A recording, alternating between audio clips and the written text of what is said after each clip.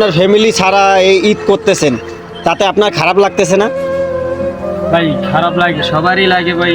কিন্তু আসছি প্রবাস জীবনে খারাপ লাগাটা হচ্ছে বেশি আনন্দ লাগে যে ফ্যামিলি সুখে শান্তিতে তারা ঈদ করতে পারছে। আচ্ছা আচ্ছা আচ্ছা। আমার আসসালামু আলাইকুম রহমতুল্লাহি ওয়া বারাকাতুহু। এখন আমাদের সৌদি প্রবাসী কয়েকটা ভাইয়ের সাথে কথা বলবো। আসলে তারা কিভাবে তাদের ঈদ আনন্দ উদযাপন করতেছে সেই সম্পর্কে জানবো। আশা করি সবাই। আসসালামু আলাইকুম ভাই, ওয়ালাইকুম আসসালাম। কেমন আছেন ভাইয়া? আলহামদুলিল্লাহ, ভালো আছেন ভাই?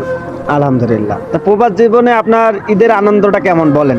কালকে তো ঈদ। আনন্দ সেইরাম একসে সুন্দর ভাই, মনে করেন যে কালকে যে ঈদ মনে হয় না ভাই। কেন ভাইয়া? ভাই ডিউটি আছে যে। ভাই আমি তো বাংলাদেশ থেকে শুনছি যে প্রবাসের ঈদ নাকি খুব ভালো হয়, সুন্দর হয়। কেন ভাই? একটু সুন্দর যেমন না ভাই, কালকে ঈদ ভাই।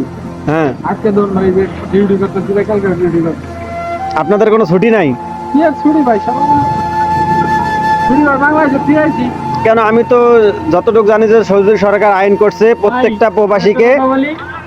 প্রত্যেকটা প্রবাসীকে 4 দিনের ছুটি দেওয়া হবে ঈদ উপলক্ষে। আপনার মতামত কি? তাতে আপনার কোম্পানি কি বলে? বছর যদি 4 দিন ছুটি পাইতাম, 2 টাকা আপনার হলাম আসতাম না। আলহামদুলিল্লাহ আলহামদুলিল্লাহ। এখানে আরেক ভাইকে দেখতেছি, দেখি এই ভাইয়ের মতামত।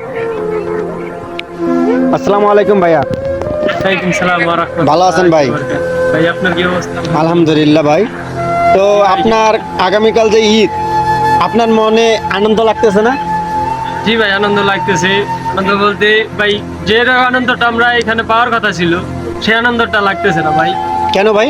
যেরকম আমরা দেশে থাকতে কমপক্ষে হলেও 7 দিনের ছুটি পেতাম, আচ্ছা এই জায়গায় আসার পর ভাই বছরে একটা দিনের ছুটি নেই আমাদের।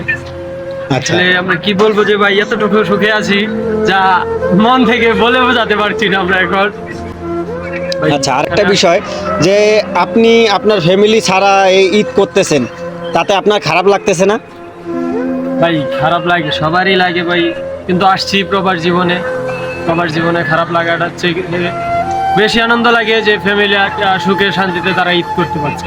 আচ্ছা আচ্ছা আচ্ছা। আমার একটু খারাপ লাগলেও আমার ফ্যামিলি যেহেতু সুখে শান্তিতে ঈদ করতে পারে, এই জন্যই আমরা আসছি। কিছু টাকার জন্য, দেশের উন্নয়নের জন্য, আমরা যে কোনো নিজের ফ্যামিলির উন্নয়নের জন্য এই কারণেই বিদেশে আসছি।